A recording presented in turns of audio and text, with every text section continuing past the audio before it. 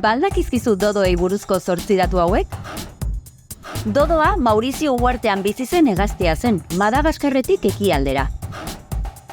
Usoen familiakoa zen, baina ia metro bateko altuerakoa eta ezin zuen hegan egin. 17 kilo inguru pisatzen zutela uste da, baina ezin dugu zehaztasunez jakin.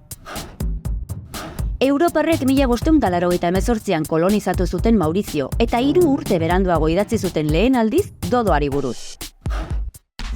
Ehizak eta gizakiek sartutako beste animaliek laster hil zituzten dodo guztiak. 1662an ikusi zen ziurtasunez azken aldiz. Garaiko margolanak eta gaizki kontserbatutako ale batzuk baino ez ditugu. Beraz, zaila da guzti zehaztea nolakoak ziren. Desagertu eta gero iraungitzearen ikur bilakatu zen. Espezie bat desagertzen ikusten zen lehen aldia zelako. Dodoa Maurizioko ikurra da, eta bere txanpon zein armarrian agertzen da.